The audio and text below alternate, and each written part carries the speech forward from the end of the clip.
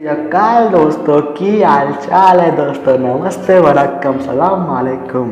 Welcome to my YouTube channel पढ़ो मेरे साथ। तो यार थैंक यू यार, आ गए तुम। हमारे चैनल का पहला लेक्चर वीडियो होने वाला है जो कि बेस्ड होगा carbon and its compound chapter पे। ये चैप्टर बहुत इंपॉर्टेंट है और एग्जामिनर का फेवरेट चैप्टर है।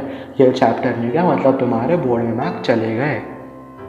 तो यार इस चैप्टर में हम पहला टॉपिक क्या करने वाले हैं, तो इसका जो पहला टॉपिक है, हमारा पहला टॉपिक है बॉन्डिंग इन कार्बन मतलब कोवेलेंट बॉन्ड। ये जो इनका पहला टॉपिक है और ये बोर्ड वालों का फोर्थ फेवरेट टॉपिक है ना। तो हम इस लेक्चर वीडियो में बॉन्डिंग इन कार्बन वाला टॉपिक पूरा कंप्लीट करने वाले हैं। तो जब तक के लिए वीडियो में बने रहिए क्योंकि बहुत इंटरेस्टिंग वे में पढ़ाया गया है दोस्तों। तो चलिए यार शुरू करते हैं सॉरी। अरे कहना क्या चाहते हो? तो तब तक के लिए ए पप्पू इंट्रो लगाना। पार्टी हो रही है, पार्टी हो रही है, पार्टी हो रही है। और हमारी तो आओ यार अपना चैप्टर चालू करते हैं। तो हम पहले पढ़ेंगे यार कार्बन के बारे में। तो यार अगर तुम कार्बन को देखो तो फिर यार हमारे चारों ओर फैला हुआ है। ये हमारी पेन की निब से लेके पैंट की जिप तक ये पूरा जो हमारा चीज़ है, या फिर जिस मोबाइल पर तुम हमारा वीडियो देख रहे हो, जिस तुम्हारे हाथ में जो पेन है, इन सब में कुछ ना कुछ अमाउंट ऑफ कार्बन प्रेजेंट ही है। इवन हमारे आसपास जितनी भी लिविंग बींग्स है उन सब में कार्बन प्रेजेंट होता है। अब भाई अगर हम एक स्टडी के मुताबिक देखें तो ये कार्बन हमारी अर्थ क्रस्ट में सिर्फ 0.02% प्रेजेंट होता है। और अगर हम देखें हमारे एटमॉस्फेयर में तो हमारे एटमॉस्फेयर में 0.03% है। यार इतना कम रहने के बावजूद भी यार इतना तहलका कैसे मचा रहा है ना। मतलब यार इस बंदे में कुछ तो खास बात है। ये बंदे ने यार कुछ तो खूबियाँ पाल रखी है। तो ये कार्बन के जितने भी सीक्रेट्स हैं हम इस वीडियो में रिवील करने वाले हैं। तो वीडियो में यार बने रहो। तो हमारा पहला टॉपिक है बॉन्डिंग, है ना। तो बॉन्डिंग मेनली दो टाइप की होती है। या तो ये बॉन्डिंग आयोनिक टाइप की है या तो ये बॉन्डिंग कोवेलेंट टाइप की है। तो यार अभी आयोनिक बॉन्डिंग और कोवेलेंट बॉन्डिंग में फ़र्क क्या है। हमको आयोनिक बॉन्डिंग के बारे में ज़्यादा कुछ टेक्स्ट बुक में दिया नहीं है, पर हम पढ़ लेंगे। तो आयोनिक बॉन्ड में जो है ना, तो आयोनिक बॉन्ड में हमारा कंप्लीट ट्रांसफ़र ऑफ इलेक्ट्रॉन होता है और हमारी कोवेलेंट बॉन्डिंग में मेनली शेयरिंग इज केयरिंग वाला कंसेप्ट अपनाया जाता है। तो हम सपोज कर लेते हैं यार कि हमारे पास दो बंदे हैं। अब इन दोनों बंदों के पेट में हो रही है गुड़गुड़। इनके पास हमने एक खाने की थाल रख दी। अब या तो ये बंदा इसको पूरी मुंह से सुपारी निकाल के बात कर रहे बाबा। पूरी खाने की थाल नहीं खाने देगा और ये बंदा भी सेम करेगा इसके साथ में। तो यार दोनों क्या करेंगे, ये दोनों एक दूसरे के साथ शेयरिंग करेंगे और दोनों भी खुश, ये भी खुश और हमारा बंदा भी खुश। तो वही कंसेप्ट होता है हमारी कोवेलेंट बॉन्डिंग में। तो हम थोड़ी कोवेलेंट बॉन्डिंग के डीप में जाते हैं। तो हमारे कोवेलेंट बॉन्डिंग के सबसे बड़े खिलाड़ी है कार्बन, क्योंकि इसके सबसे ज़्यादा बॉन्ड फॉर्म होते हैं कार्बन के। ऐसा नहीं है कि दूसरे जो एलिमेंट्स हैं वो बॉन्ड नहीं फॉर्म करते, पर हमारे जो कार्बन भैया है ना, ये हमारे कार्बन भैया सबसे आगे है। ये किसी को आगे नहीं आन भी नहीं देते और खुद भी पीछे नहीं जाते हैं। तो अगर हम कार्बन का इलेक्ट्रॉनिक कॉन्फ़िगरेशन देखें तो वो हो जाएगा 2,4, है ना।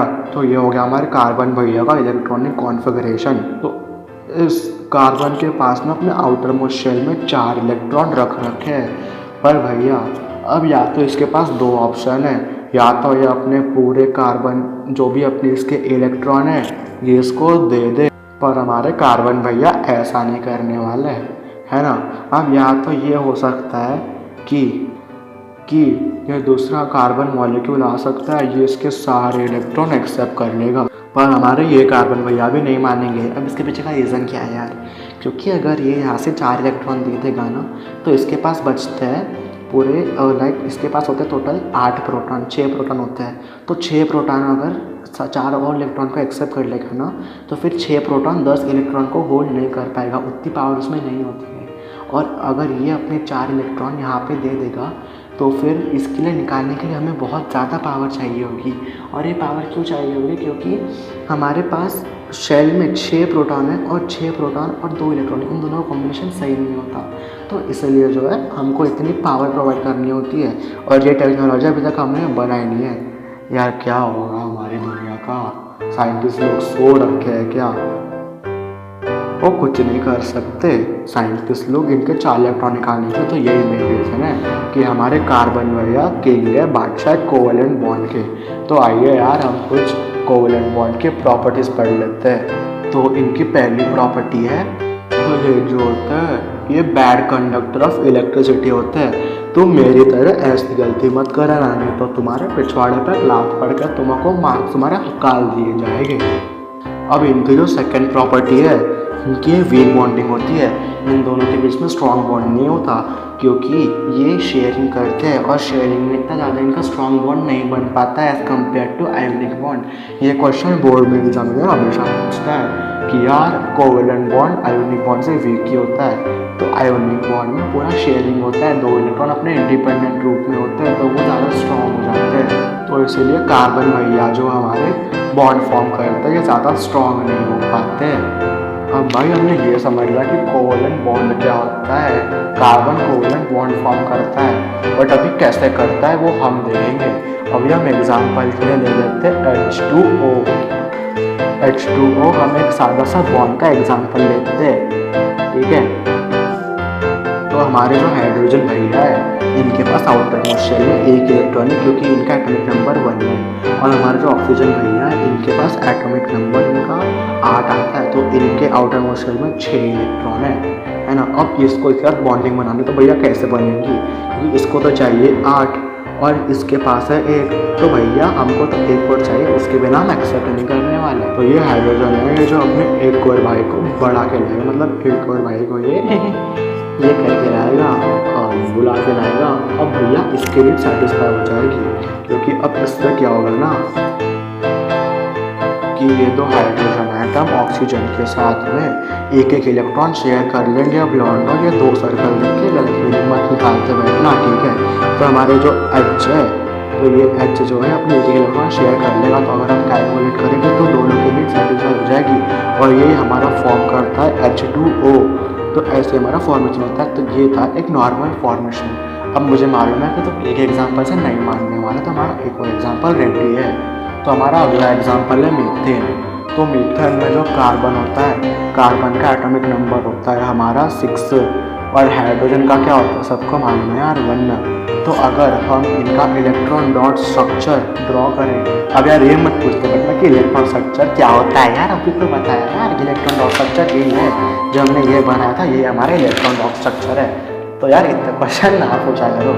अब इनमें बॉन्डिंग वैसी होने वाली है कि हमारे ये कार्बन मिल है, इसके पास हो गए अपने 4 इलेक्ट्रॉन, है ना। और ये हमारे हाइड्रोजन भैया है, इनके पास 1 इलेक्ट्रॉन है। तो ये क्या करेंगे, एक हाइड्रोजन भैया सब जगह आ जाएंगे, अपने चारों भाइयों को लेकर आ जाएंगे, टूट पड़ेंगे। तो ये लोग जो है एक इलेक्ट्रॉन सबके साथ शेयर कर लेंगे। तो ऐसे इन सब की नीड जो है सेटिस्फाई हो जाएंगी, और इससे ही बनता है हमारा बॉन्ड CH4। समझे यार? आई होप कि यार तुमको यार पूरा समझ आ गया होगा, इतनी मैंने तो इतना एंटरटेन करके समझाया है। तो यार हमारा ये कोवेलेंट बॉन्ड वाला टॉपिक यहीं पे खत्म होता है। तो आई होप यार वीडियो पसंद आई होगी। मुझे तो आ रही है भाई नींद, और मेरी मम्मी भी डांट रही है यार। वो बोल रहे हैं यार कार्बन से को कुछ इतना छोटा होने के बावजूद, इतना एटमॉस्फेयर में कम रहने के बावजूद इतना बड़े बड़े काम कर रहा, और तुम दिन भर घर पे सोते रहते हो। तो यार यही है हमारे घर की कहानी, तुम भी अपने मम्मी की सुना करो, तो ऐसे मेरे से डांट खाओगे।